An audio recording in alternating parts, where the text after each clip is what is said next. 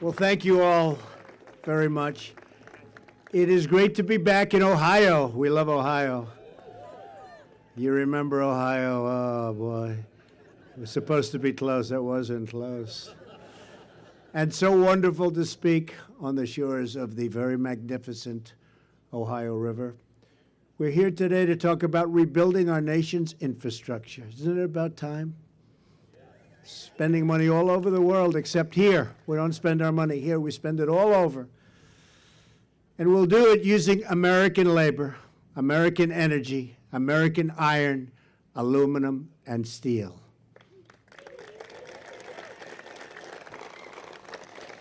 We believe in the dignity of work and in the greatness of the American worker.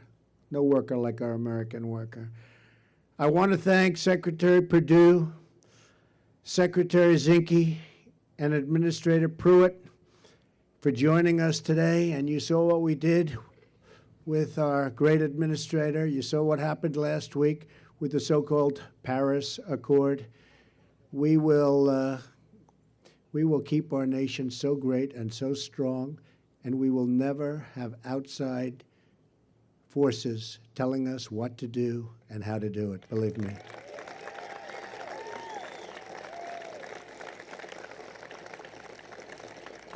That would have been a huge anchor on our country.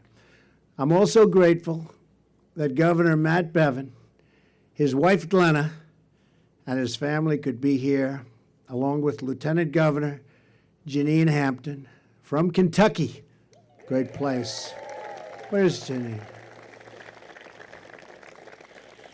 And Lieutenant Governor Mary Taylor from Ohio. Thank you, Mary. Thank you very much. We're also very excited to be joined by top labor leaders in the United States. I've negotiated with these people for so long. They're tough, but they get the job done, right? Right? Together, we're going to put our skilled tradespeople back to work. Sean McGarvey is here with us today, president of the North American Building Trades Union. Sean took part in one of our very first meetings at the White House. That was a great meeting, Sean, and was there with us when we issued the long-awaited approval for the Keystone XL pipeline, which has started.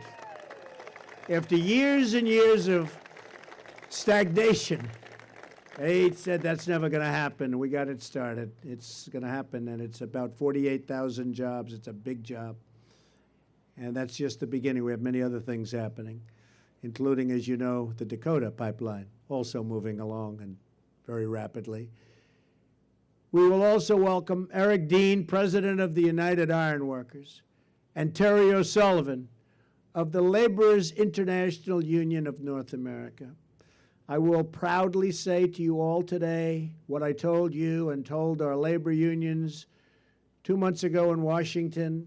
As long as I am president, America's labor leaders will always find an open door at the White House. We had a great day.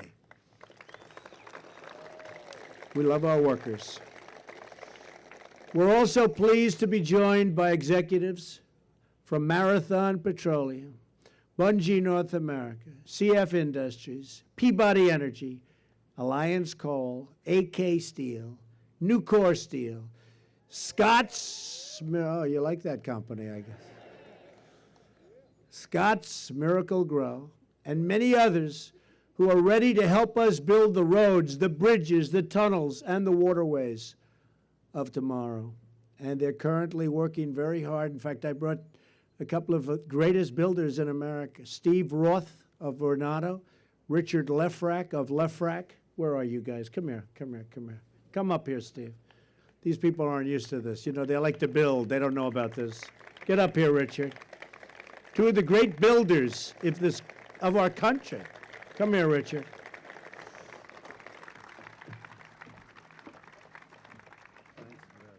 Oh, watch. Oh, I have to do this. Do you want to say anything, fellas? They're not big talkers. Yeah, I'll say something. Unless they're behind a desk, they're big talkers. Go ahead, Richard. Go.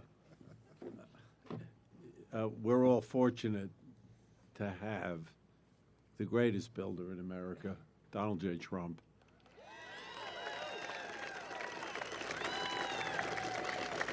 standing behind an infrastructure program which America sorely needs and is ready to implement. Donald, President Trump, thank you. Steve, come, stay. Huh? No? Come here. Get off the stage, fellas. That's it. Richard, that was a good job. Thank you. These are great builders, and we're watching, and they're looking over our shoulders. Believe me, they don't need the money. They're not doing it for that. I said, make sure it's going to come in on time, under budget, maybe even ahead of schedule. But we say on time, under budget, and they're going to be watching and looking over some of the big jobs that we have planned so it gets done properly, not these jobs that take 14 years to build when they're supposed to be completed in 18 months. You've been hearing about them a little bit, right? That's been the standard. It won't be happening, not in this administration. The American people deserve the best infrastructure anywhere in the world. We are a nation that created the Panama Canal, the Transcontinental Railroad, and the Internet. If you think about this, the great highway system, the interstate highway system, we don't do that anymore. We really don't. We don't even fix the old highways anymore. We'll take even fixing them, but we're going to get them going again like they've never been before. These projects not only opened new lanes of commerce, but inspired the immigration and the dreams of millions and millions of people. We crafted monuments to the American spirit. It's time to recapture our legacy as a nation of builders and to create new lanes of travel, commerce, and discovery. And we're going to see all the way into the future, and the future is going to be beautiful, and the future is going to be bright. In my campaign for president, I traveled all across the nation. I saw the crumbling infrastructure. I met with communities that were desperate for new roads and new bridges. Bridges were so dangerous, they couldn't use them. They were worried they'd fall down, and you've seen that happen. And I heard the pleas from the voters who wanted to know why we could rebuild. Foreign countries, my big thing, we build in foreign countries. We spend trillions and trillions of dollars outside of our nation, but we can't build a road, a highway, a tunnel, a bridge in our own nation. And we watch everything falling into disrepair. It's time to rebuild our country, to bring back our jobs, to restore our dreams, and yes, it's time finally to put America first, and that's what I've been doing, if you haven't noticed.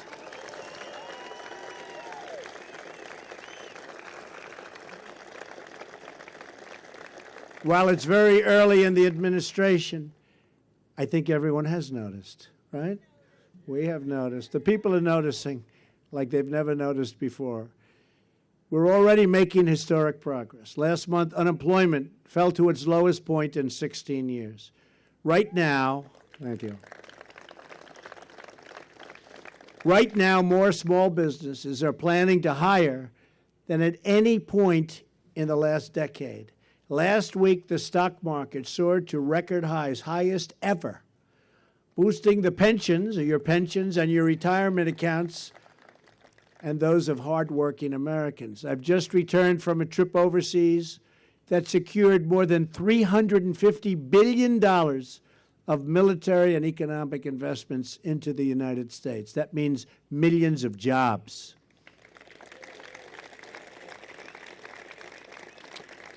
And I want to thank the King of Saudi Arabia, King Salman. Spent a lot of time together, and they're doing a great job. They're going to be doing something very special. You see it with terrorism, the funding of terrorism. It's going to stop. Got to stop the funding of radical Islamic terrorism, and they're going to stop.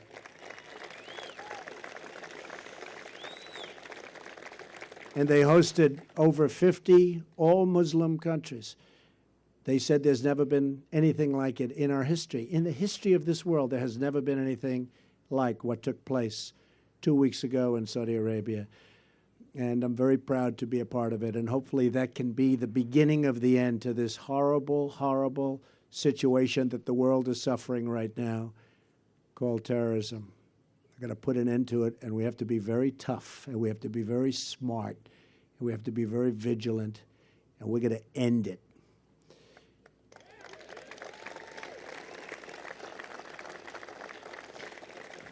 In my meetings with foreign leaders from many countries, I sent a clear message that America expects fair trade, a level playing field, and so many other things that we're demanding for our workers and for our companies. Every other country looks out for their interests. It's time that we finally start looking out for our interests in the United States. No longer will we sacrifice American jobs, factories, and wealth. The theft of American prosperity has come to a screeching halt, folks. And a new era of American greatness is about to begin, and you see it. It's already beginning. We're going to restore America's industrial might. And I look here and something, those barges, they've been waiting for us to say hello. The captain says, please wave. Hello, Captain. He put up that big, beautiful American flag. Creating the jobs and tax base to put new infrastructure all over our country. That's what's happening. But to achieve our full economic strength, we must repeal and replace Obamacare. Since Obamacare's implementation began, premiums have increased by an average of 75% in Kentucky and 86% in Ohio. Just yesterday, we learned that the last statewide insurer in Ohio is leaving. Have you folks heard about that? That's it. Bye-bye. Wave goodbye. What a mess. That could mean another 20 counties and 19,000 people will have no plans. The House of Representatives has done, and the House of Representatives has been working, I will tell you, very, very hard. It's done its job in passing along an Obamacare replacement bill. Now it's time for the Senate. Mitch McConnell is working very hard to act and to save Americans from this catastrophic event, because Obamacare is dead. Obamacare was one of the biggest broken promises in the history of politics. Remember, you can keep your doctor, you can keep your plan. Didn't work out that way. You end up paying not to have insurance because it was cheaper. But there's another major promise that Washington has repeatedly broken, and that is the one where we are here today. It's a promise that's gone unheeded, and it's called Restoring America, restoring our country. The promise of a safe, reliable, and modern infrastructure. It hasn't been kept, but we're going to keep it. American lives and livelihoods depend on our action together. That's why I'm calling on all Democrats who honestly have really been obstructionists. Boy, have they tried. I mean, every single thing. On health care, I won't get one vote. Obamacare is crashing. It's dead. It's in a death spiral, as the head of one of the biggest insurance companies said. It's in a death spiral. And we're coming out to do good, not to do bad, to do good. We won't get one Democrat vote. Think of it. They're just obstructionists. Every single thing is obstruction. I don't think, honestly, if I were in that party, I wouldn't be doing it that way. I'd be doing positive things. That's why they lost the House, they lost the Senate, they lost the White House. People don't want to see what's going on. They want to see us all come together, but I just don't see them coming together. They're obstructionists. I'm calling on all Democrats and Republicans to join together, if that's possible, in the great rebuilding of America. Countless American industries, businesses, and jobs depend on rivers, runways, roads, and rails that are in dire and even desperate condition.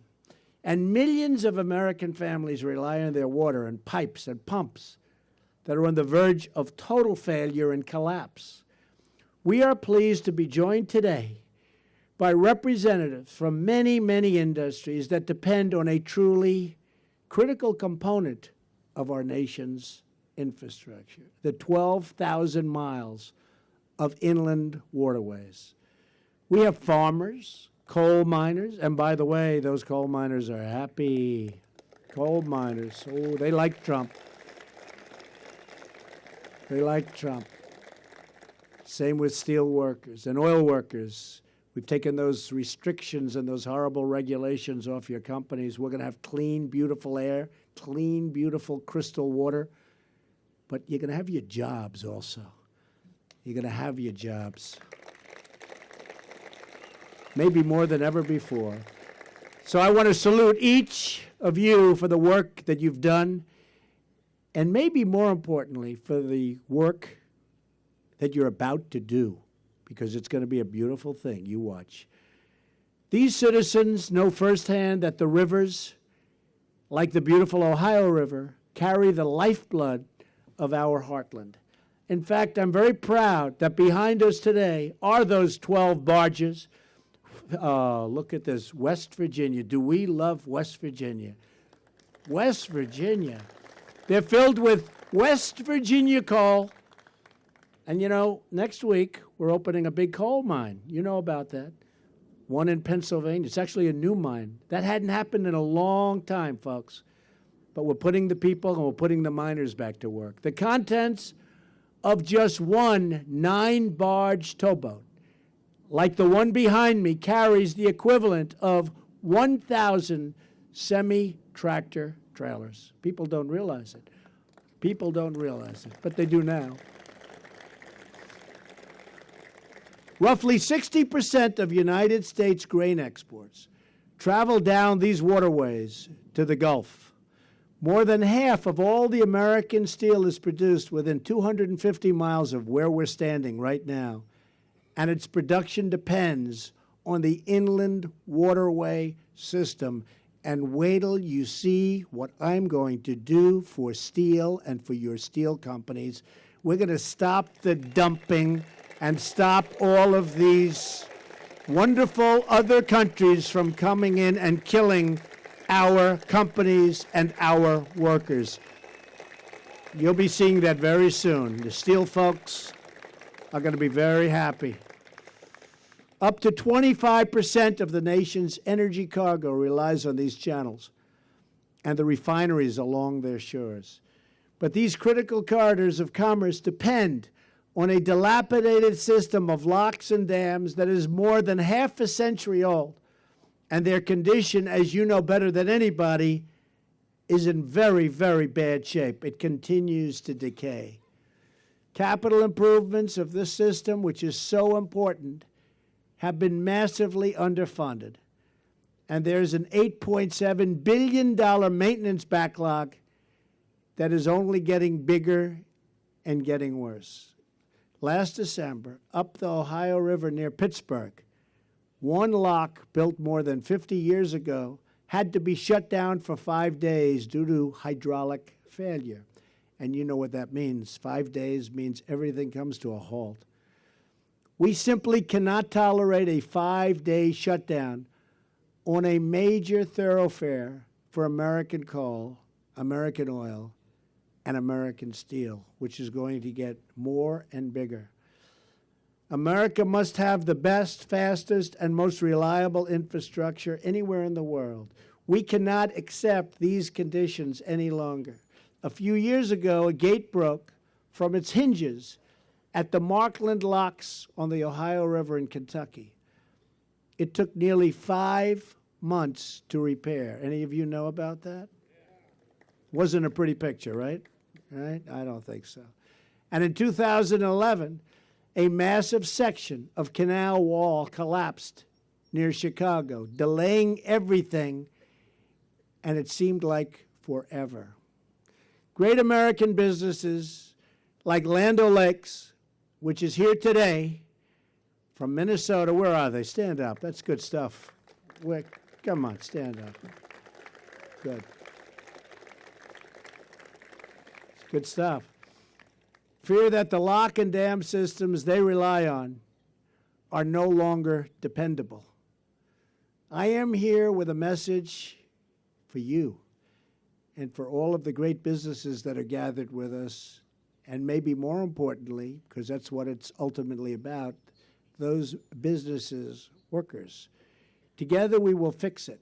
We will create the first-class infrastructure our country and our people deserve. My new vision for American infrastructure will rebuild our country by generating $1 trillion in infrastructure investment. Our infrastructure program, a lot, $1 trillion.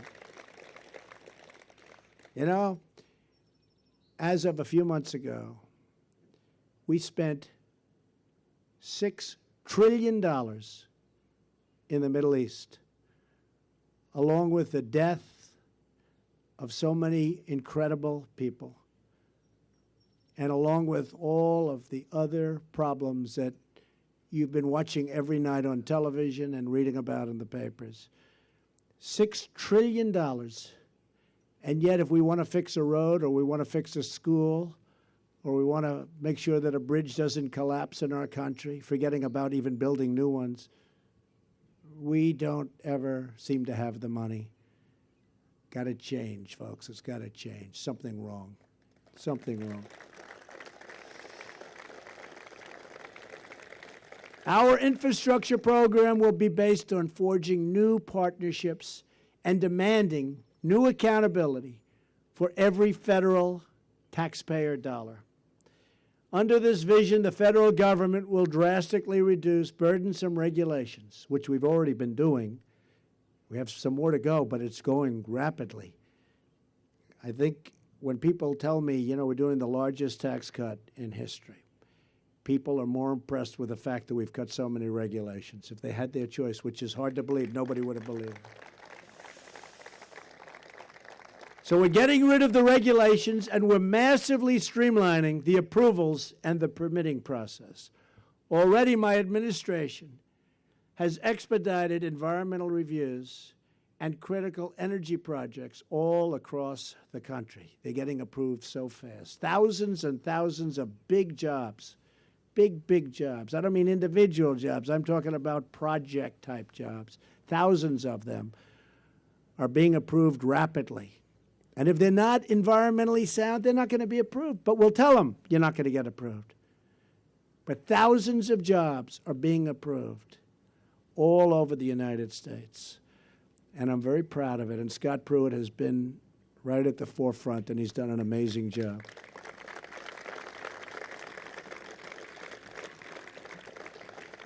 And it hasn't been that easy for him, has it, Scott? But he likes it. He likes to see people go back to work. And he likes to make sure that the environment is perfect and clean. I want to add that, too.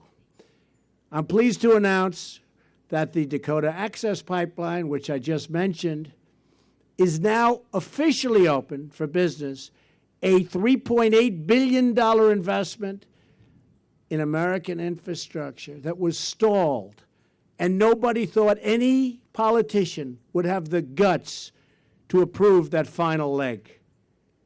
And I just closed my eyes and said, do it.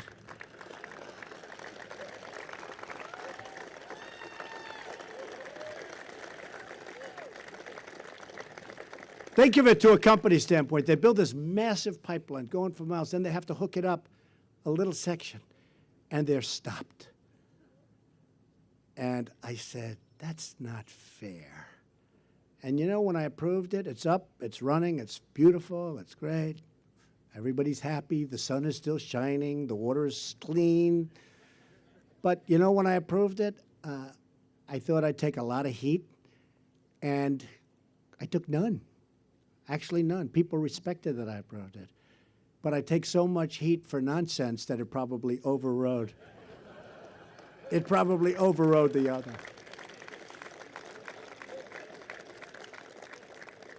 It's like a decoy. America built the Golden Gate Bridge in just 4 years and the Hoover Dam in 5 years. Think of that. It should not take 10 years to get approvals for a very small little piece of infrastructure, and it won't. because under my administration, it's not going to happen like that anymore. We will work directly with state and local governments to give them the freedom and flexibility they need to revitalize our nation's infrastructure.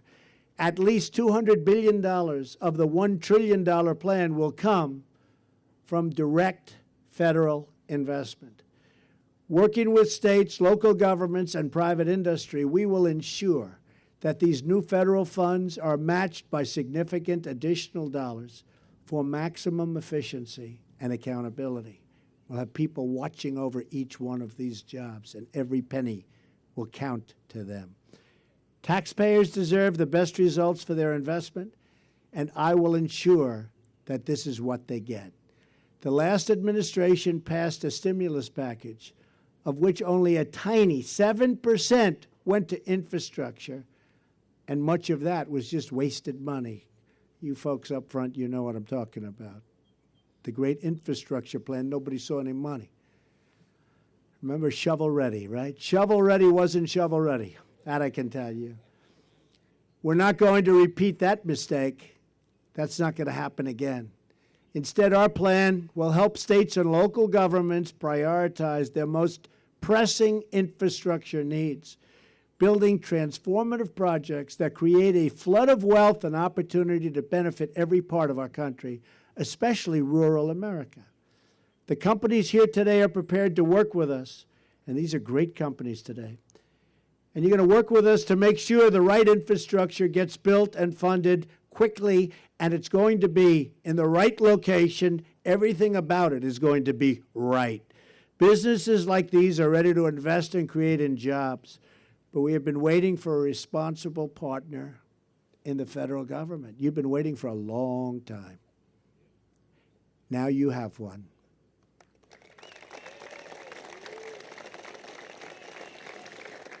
So I want to thank all of the great workers for being here today. I want to thank all of the great business leaders. You have some business leaders that are legendary people in the audience, running massive, massive companies and being slowed down, but now they'll be able to speed it up. Not only are we going to repair much of the depleted infrastructure, but we're going to create brand new projects that excite and inspire, because that is what a great country does. That is what a great country has to do. America wants to build. Across the nation, our amazing construction workers, steel workers, iron workers, fitters, electricians, and so many others are just waiting to get back to work. With the talent and skill they represent, which, believe me, I grew up in the building business. I know the talent and the skill and the courage and everything else that they have. There is no limit to what we can achieve. All it takes is a bold and daring vision and the will to make it happen. Nearly 2 centuries ago, one American governor had just such a vision and a will. His name was Governor DeWitt Clinton. As the governor of New York State, he dreamed of a canal stretching nearly 400 miles to connect the Atlantic Ocean in the east with the Great Lakes in the west. He predicted that its construction would place New York City at the very center of worldwide commerce. He took the idea to Washington, but President Thomas Jefferson, great president, didn't agree with him, and he dismissed that concept as total madness. I'd like to thank all of the people that helped so much in that incredible event, and I think that Jefferson simply understood who he was and who he was dealing with, because if you want a New Yorker to do something, just tell them, like our great past governor, that it's impossible to do. The governor didn't give up, and New York State achieved what they thought was the impossible. And when the Erie Canal opened in 1825, he was on the first boat. He personally deposited a bucket of water from the Great Lakes into the New York harbor. The new canal exceeded even the governor's bold vision. It dramatically reduced the time and cost required to transport goods from the heartland. As a result, new settlers rushed into the Midwest, including to right smack here. Probably some of you indirectly, right? Definitely some of you. Just as the daring dreams of our ancestors opened new paths across our land, today we will build the dreams that open new paths to a better tomorrow. We too will see jobs and wealth flood into the heartland and see new products and new produce made and grown right here in the USA, and you don't hear that much anymore. We will buy American, and we will hire American.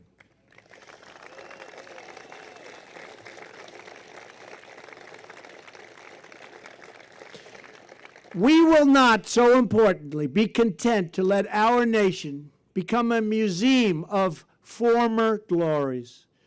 We will construct incredible new monuments to American grit that inspire wonder for generations and generations to come. We will build because our people want to build and because we need them to build. We will build because our prosperity demands it. And above all, we will build because that is how we make America great again. Thank you. God bless you. Go out there and work. You're going to see some amazing things happen over the next long period of time. Thank you, everyone. It's a great honor to be with you. Thank you.